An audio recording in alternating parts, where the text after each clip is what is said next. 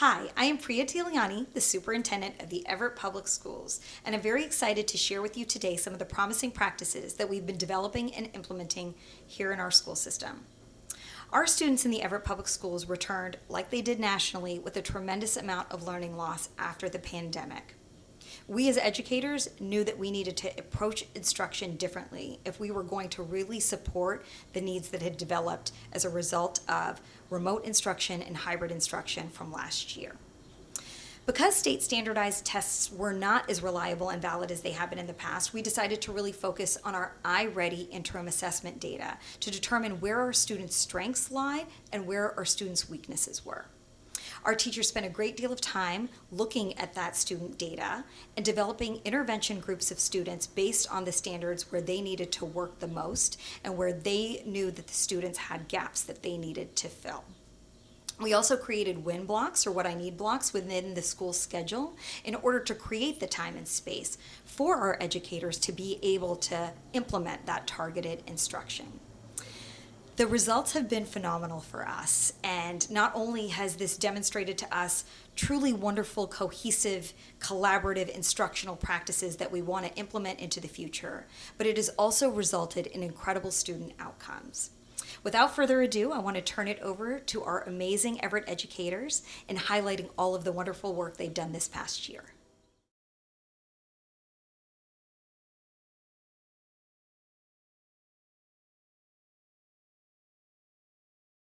Accelerated learning is more of not how it sounds, right? You're not rushing through curriculum. You're not rushing through and trying to get students to jump years that are where they're behind. It's really finding the most important work at each grade level, the key work, the key needs for each student, the key material, and finding which students need that as soon as possible and delivering that to them as soon as possible. So basically what it means to me is that you're taking the kids where they are and you're bringing them to the next level. There's different ways you can do that. Some of those ways need to be implemented day one when the kids come in. Okay. And some of them are just kind of routine and structure type things that you would implement in the beginning of the year to develop a collaborative classroom. I feel like one of the major things that we all had to think about was these kids weren't ready to be in school, and so we needed to take the time to actually help them to learn what it means to be back in school. So that took a couple of good months implementing motivational things for them, and which are still ongoing on a daily basis. So I don't know if you guys do it any other ways. A class dojo was one way. That was a huge motivator for them. Every day they're looking to earn points for their work. Group work, another way to accelerate learning. So I think we all, for accelerated learning, we are constantly moving groups, especially in ELA, and we level our groups. So, if one concept they're struggling with, we're going to give them intervention, whereas another group, if they're accelerated, we're going to even push them even harder. So our expectations are really high as a grade, and I think that we always believe that students can learn no matter what, and we just push every single student to become better. One block was basically structured with interventionists, and so we got a group, and I basically broke up my group into 3 groups. And so one group typically is working on iReady, one group is working with me at the teacher's table, and then one group is working on a skill. So for example, last week we did context clues. So that group focused on context clues and had task cards, and they had to figure out what the answers were there, and then we had a discussion once they got to the teacher's table about their answers, and then we're working on comprehension with the book that we are reading. So we took the groups, looked at the skills, looked at the iReady scores, looked at their data from intervention, whether it be dibbles or the math dibbles, and then we broke them up into groups and had smaller groups within the small groups so that we could focus on the skills that the students needed. So a very simple way to scaffold something is just with graphic organizers. And we use some of the same graphic organizers over and over all year long. Just a simple T-chart for main idea and details, just so that, you know, it's repetitive. Especially when now at this point in the year with wing groups we're working more on comprehension, because obviously the kids can read at pretty much at grade level for the most part. So now it's just working on their comprehension piece. So it's like a lot of graphic organizers, breaking things down into chunks, especially for those students who are on IEPs and ELL. I think also for comprehension, we use a lot of the Bloom's taxonomy, and we'll ask questions based on the higher level question skills, and we'll scaffold that for each reading group based on their color. So I have them get on my path, and they usually are working on their level of what they need, but then I also go into the teacher's toolbox and look at where the need is and assign them an assignment based on the need of that child, that student. So what's cool about iReady too is that you can go in and you can do whole group lessons. So like today, like you were saying, context clues, we did a whole group context clues, but then you can go in and level for the different levels for independent assignments. So a lot of stuff is assigned to them independently based on what they still need to practice in. Well, yeah, like Gina said, of course, turn and talk. We do turn and talk to your neighbor. I also like them to, if they just say the answer, show me the answer, well, can you explain your work to the class? Turn and tell the whole class how you got to this answer. I think groups help show what they're learning a lot, because sometimes the teachers aren't. It's not a teacher table. They're working with their peers, and so that they have to work together and they have to show their thinking. One simple way they show their thinking is with a Foursquare organizer, with the illustrations. And that's just a very simple way, especially for those visual kids. Also too, just with like posted work around the classroom, brainstorming activities that they've done as a group. I think of other ways that they show their thinking. There's so many different ways. Reading ELA journal, where we put the graphic organizers in there, and then we fill in the topics on the graphic organizers.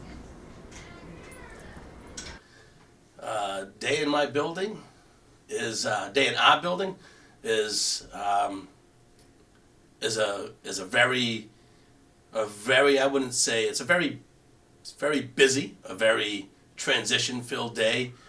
Teachers are always in each classroom. Obviously, coming in, we start with some morning mindfulness that the majority of the school takes part of. Ms. Russell provides some morning mindfulness activities. And then students and teachers get into their daily routines and their schedules, and they work through the subject areas. And a lot of times it's transitioning to a lot of our teachers work on small group instructions and rotational settings especially for literacy. And you can see that within a classroom. And when you walk into most of the classrooms, especially the lower elementary classrooms, you see a lot of that transitioning from work table to teacher table, and you see a lot of that movement almost seamlessly, and you see a lot of engagement with students. And the work of our staff, along with all of our staff, our general ed teachers, our co-teachers. You walk into a classroom, and the good thing about walking into a classroom where there's co-teachers, a lot of times you can't discern between the classroom teacher and a special education co-teacher or an English language co-teacher. So a typical grade in a fourth grade classroom for me would, if we're going to go by schedule, you know, we start and they have a little chill time in the morning. I think it's important to have time to talk to your peers and just catch up on maybe what you did yesterday, or, you know, just talk about your day, something that's just more relaxed atmosphere. And then they go to a specialist, and when they come back from specialist, that's when we really get into the work, and we start with 15 minutes of iReady every morning. We start our morning with math, so it's always 15 minutes of math iReady. Sometimes they have a teacher assignment, sometimes it's just their My Path, it just depends on the week. And then we go into math. Math is usually, I try to keep it to like no more than 30 minutes of me talking to them because they need a break. I have them come up to the board, they can do questions, so it's not just me, it's them being engaged too. And then we end our math with independent work or group work. They can work with a friend if they want to. They don't have to work by themselves as long as they're getting their work done. And then me and Mrs. Dever and I, we co-teach ELA together, and we do centers Tuesday through Friday. We have a teacher table, an independent teacher table, independent table, a group work table, a games table, and a book table. And the kids rotate, and Mrs. Dever and I will stay at the teacher's table. And lunch, recess, wind block, they either go to ELA or math. And then we do science or social studies to end the day with a little social emotional learning. Sometimes we do a journal check-in, which I found to be nice, just a daily check-in on how they're feeling. So, I'm the other EL teacher, so like Holly, I start my day off with each subject, major subject of math and reading. They always start off with 10 to 15 minutes of iReady. So they're working on their math path or their reading path, and that's just getting them into the mindset of what we're about to do, whether it be math or reading. And then we do stations as well, 15 minutes at each station. Mrs. Dever has a teacher's table and I have a teacher's table. But we're also seeing all the students. So we do the rotations, it's 15 minutes of rotation work at each station. There is something to do with language. So they're either working on homophone synonyms or vocabulary or spelling at that station. And then they have a partner reading station, so they're constantly reading. And then that's 2 to 3 days of partner reading, whether it be the book or the magazine. And then on the fourth day, the third and fourth day, they're filling out the packet that goes along with that book or with that magazine. And then at the teacher's table, we are doing a book check-in of what they've read, going over vocabularies they might have stumbled over, and then we get into whatever the lesson is at the teacher's table for the day. And then at the other station, it is usually, we said, vocabulary, teacher's table, partner reading, and then we have some station work, whereas they are working, like today, we didn't do the station work, so that's why it's grammar or a theme work. Depends on what the comprehension strategy is that week. We are working on that at the other stations. So there are usually 4 to 5 stations depending upon the day. Sometimes we need to pull a smaller group because some of them are not understanding, but the rest of the students do, and we don't want to hold them up. So we just create another station for that day only, just so that they get what they need. Well, I feel like in general, I'm relatively new to 4th grade, so for collaborative work, I think Gina and Erin have been, as veteran teachers who have been here, I don't know, 20-something years maybe. 22, but he's gone. Yeah, so they are the veterans on the team, so they are more than willing to, share what they have. So, they're organized people. They have their folders, Unit 1, Unit 2, Unit 3, and we're more than welcome to go through and to look at stuff that they have created over the years. And then Jade and I and Kayla being new, sometimes it's nice to have a fresh look of eyes at it, and we create new things, and then we share with them. So it's more so we create what we think would be good for our kids, and then we share with our group, and we're like, does anybody else like this? Would anybody else like this? So, yeah. Lesson plans. We do our lesson plans together as well for our co-teaching. Yeah. Yep, we meet every day for our prep, and then once a week for our CPT to collaborate. During that time, it really is, because we do meet daily, and because we have that ability to meet daily, we can look at each other's stuff that day and be like, this is what you're doing for this week. Oh, okay, I really like that cause and effect. Could I have that for my group? This would work well for my higher group. This would work well for my lower group. So we just take little bits and pieces of everyone's stuff. Divide and conquer. Yeah. We only discuss the data when at the beginning of the year, the middle of the year, and the end of the year, or when the interventionists give us the materials to discuss it. And then we talk amongst ourselves of what we think we could do better, or what we can improve on, or what we can tweak a little to make it more inviting and engaging and new to the students. So because sometimes it is great to do the same thing, and then sometimes we have to change it because of the students that we have in front of us, and they're not able to access it, or, oh, that's too easy for them, we need to adjust. So that's how we deal with the intervention, is that we wait until we have the data, and we also look at some of the materials that we use during the week, and we're saying, oh my goodness, I thought that was going to be a better lesson. I think I need to change this up next time. And then we talk amongst ourselves about how we think we could change it to make it better, and then try something different, and then bring it back to the students and see how that goes. And then we usually collaborate about, what do you guys think? Did that go better? Did that go well? I also think what's important is that we communicate with the students about their data, and they're motivated to grow within themselves. So when we did iReady, everybody grew, and I would, celebrate our successes, and I would call them up, and, just we'd all cheer, and, you got 22 points higher than you did before.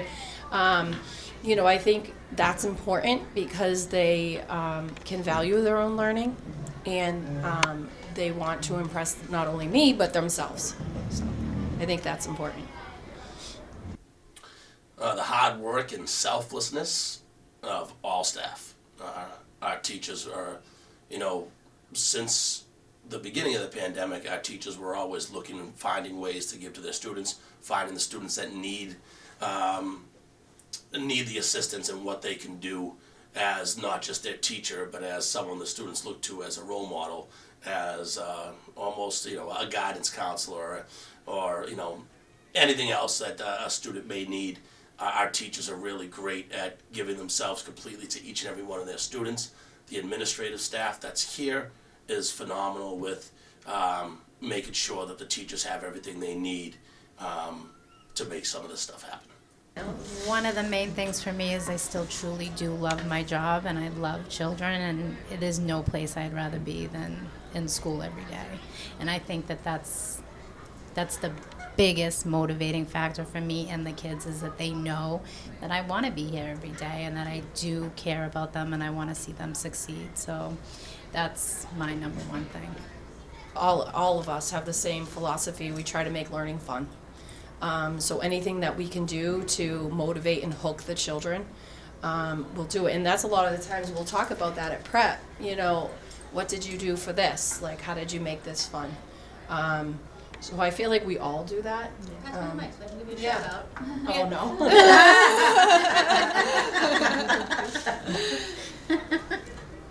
Yeah, so to make learning fun, like Gina said, we do games that, so at prep, Gina was talking one day, talking about, multiplication facts, they're dry. They're dry to learn. So then we were talking about, she goes, oh, I do this multiplication game. you know, and then, so I go, oh, I want to play that.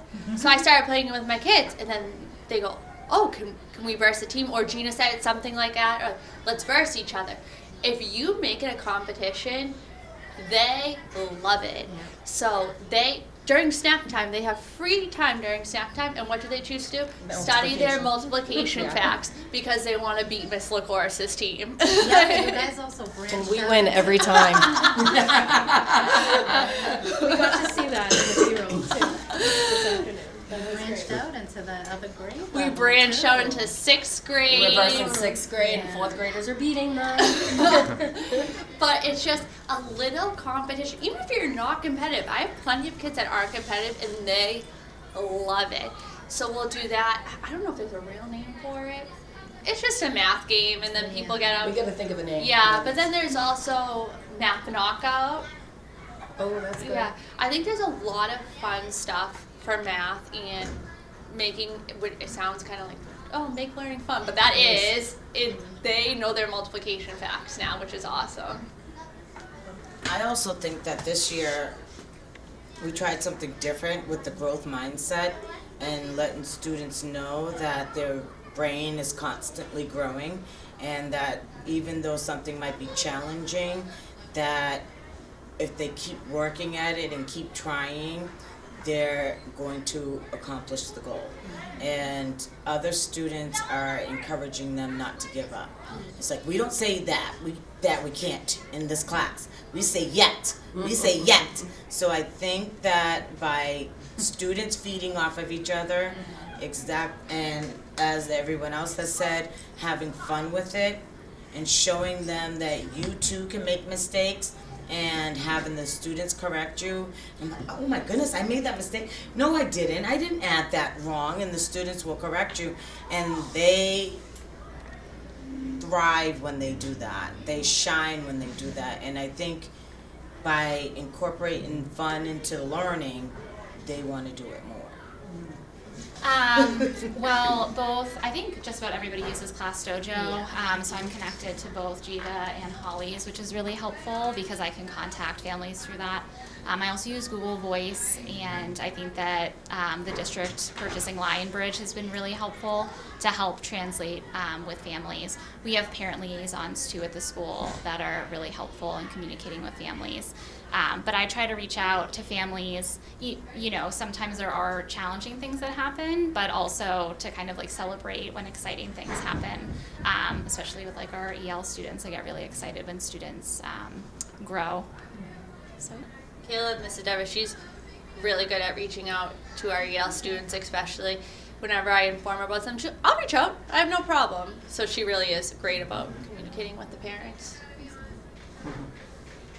And I'll give a little kudo to Kayla too. Anytime I need something translated, I send it to her and she'll translate it, and then I pass it on out to the families. She'll So. also say her Spanish is not good, but it is. It is. It's very good.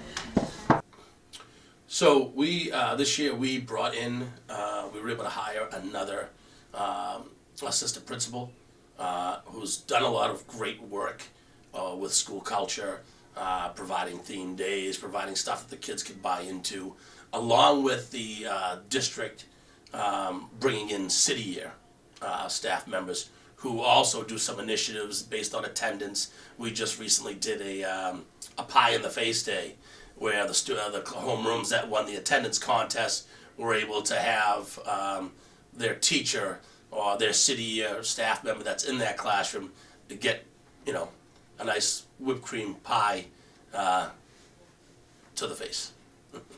But things like that, like things that we're generating within the school culture to kind of, you know, have the teachers get involved. And there's a lot of themed dress-up days that the students like to get involved in, and again, it's all attributed to the staff that are in this building and them generating ideas for students to feel welcome inside the building and make it more comfortable with such a difficult past 2 years to come back and exist inside of a building with other students.